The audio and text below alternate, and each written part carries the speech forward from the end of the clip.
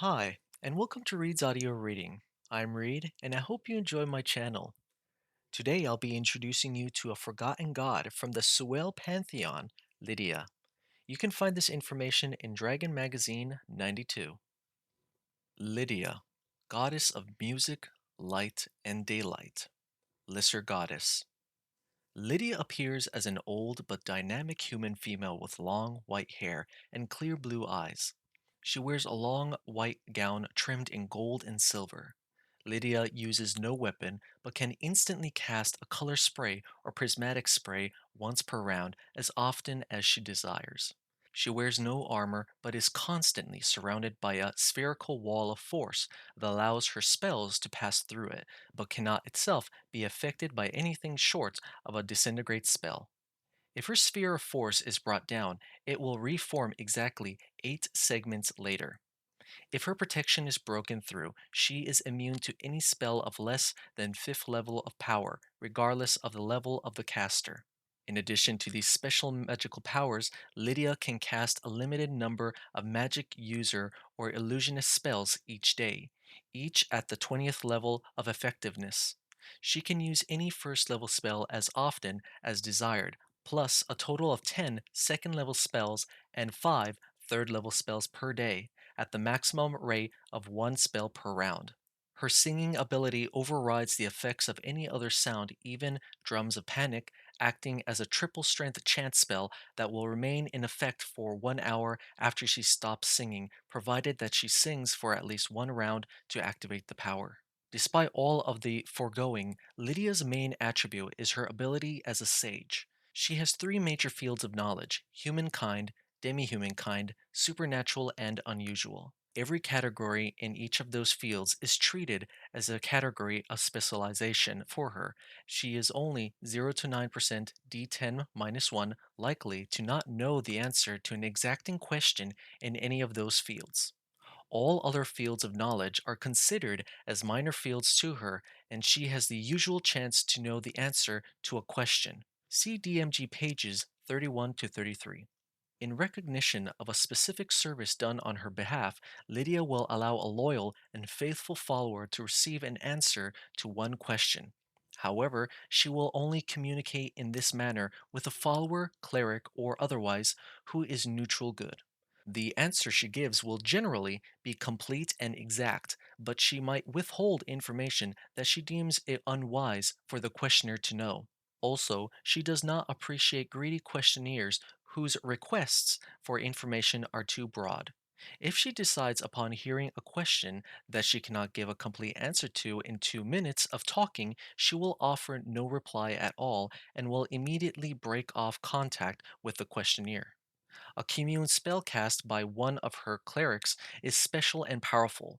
Only 3 questions are allowed, but if she is addressed directly, Lydia will answer all 3 questions fully and willingly, subject to the general restrictions described above.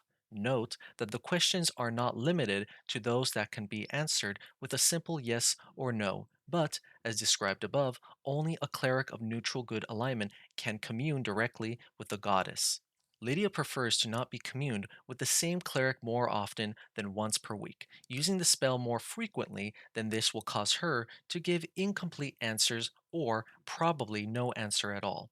If the commune privilege is abused to the extreme, such as asking repeated questions day after day about the same subject, Lydia may become so displeased that she reduces the offender to first level and expels the character from her clergy.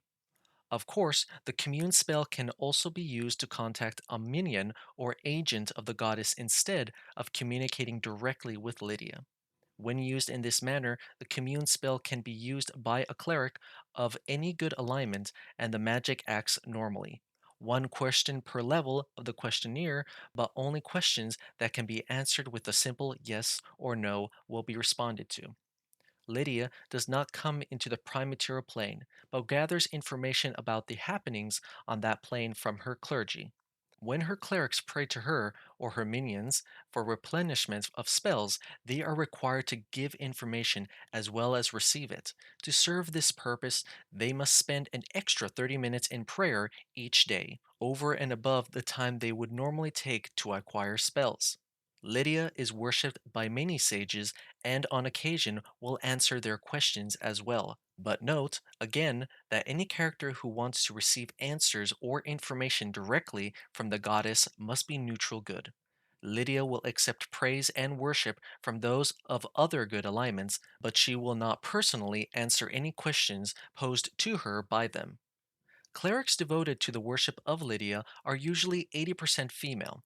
They wear white vestments trimmed in gold and silver. Even at the lowest of experience levels, clerics of Lydia are entitled to additional knowledge. She will permit them one or more knowledge spells over and above the spells they are normally allowed. These spells must be prayed for in the normal manner, and each of them can only be used once per day. At first, second, and third level, a cleric of Lydia receives Detect Magic as a bonus spell. At fourth level, Augury is added. At sixth level, Divination. At eighth level, Locate Object. And at 12th level, Commune. These bonus spells are cumulative, so that a cleric of 12th level can gain all 5 spells in addition to her usual ones. Lydia has few churches in the Flanness, except for 5 that are notable.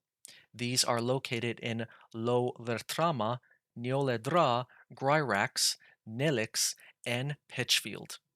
Thank you for listening to this video of the Forgotten Gods, Lydia, goddess of music, light, and daylight.